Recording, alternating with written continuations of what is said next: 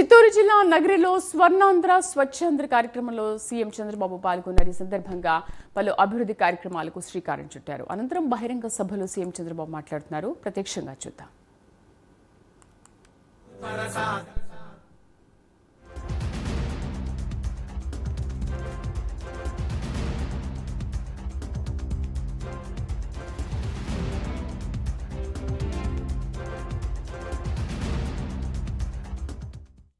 ప్రభుత్వం చేసే సంక్షేమ కార్యక్రమాలు, అభివృద్ధి కార్యక్రమాల వల్ల అందరి ఆదాయం పెరుగుతుంది.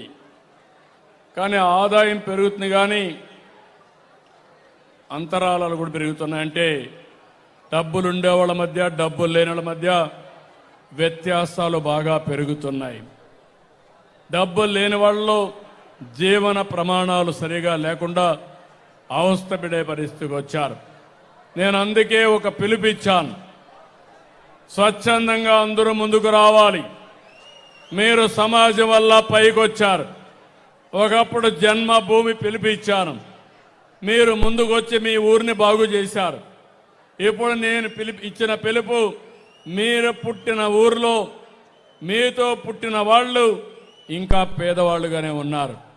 వాళ్ళని బాగు చేసే బాధ్యత తీసుకోమని P4 కార్యక్రమానికి శ్రీకారం చుట్టాను. దగ్గర 10 లక్షల మంది కుటుంబాలని, 1 లక్ష కుటుంబాలు దత్తత చేసుకున్నాయి. బంగారు కుటుంబాలు పేదవాళ్ళగా గుర్తించి మార్గదర్శకులుగా డబ్బునుండే వాళ్ళని ఇచ్చేసాం. అది చాలా బాగా చేస్తా ఉంది.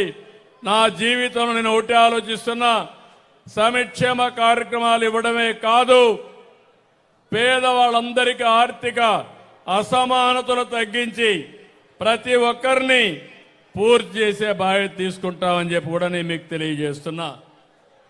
అందుకని ఈరోజు ఇక్కడుండే ఒక పేరేమ్మా ధనంజయ రాజు గారు, ఆయన ఒక కుటుంబాన్ని దత్తత తీసుకున్నాడు. అంటే మార్గదర్శిగా ఉంటానని వచ్చాడు. ఇంకో పక్క ఒక ఆడబిడ్డ, బంగారు కుటుంబం, ఆవిడకుండే ఇబ్బందులు, పేరేంటమ్మా ధనలక్ష్మి గారు, ఆవిడ్ని దత్తత తీసుకొని తాత్కాలికంగా short term, medium term, long టర్మ్లో చేస్తామని చెప్పి ముందుకు వచ్చారు. ఒకసారి ధనంజయ రాజు గారు చెప్తారు. నువ్వు చెప్పా ముందు. నమస్తే సార్, అందరికీ నమస్తే సార్. నా పేరు ధనలక్ష్మి, మాది రాజులగడ్డిగ గ్రామం. మా ఆయన పేరు జానకి రాముడు. నాకు 2 పిల్లలు. మా ఆయన అనారోగ్యంతో ఆయన చనిపోయాడు. చనిపోయిన తర్వాత నేను కూలీలకి పోయి నా పిల్లల్ని చదివించుకుంటున్నాను. ఇప్పుడు నా వల్ల ఆ పిల్లల్ని చదివించుకునేదానికి కుదరట్లేదు. అందుకే నాతో పాటు కూలీకి తొడుకొని పోవాలనుకుంటున్నాను. కానీ ధనంజయ సార్ మార్గదర్శిని బంగారు కుటుంబం నన్ను జాయిన్ చేశారు. ఇప్పుడు ఆ మార్గదర్శి ధనంజయ సారు నా పిల్లల్ని చదివిస్తానని చెప్పి మాటిచ్చి, వాళ్ళు ఉద్యోగం వచ్చేదాకా నేను చదివిస్తానని చెప్పి ముందుకొచ్చారు. ఈ బంగారు కుటుంబం కలిగిచ్చిన ముఖ్యమంత్రి గారికి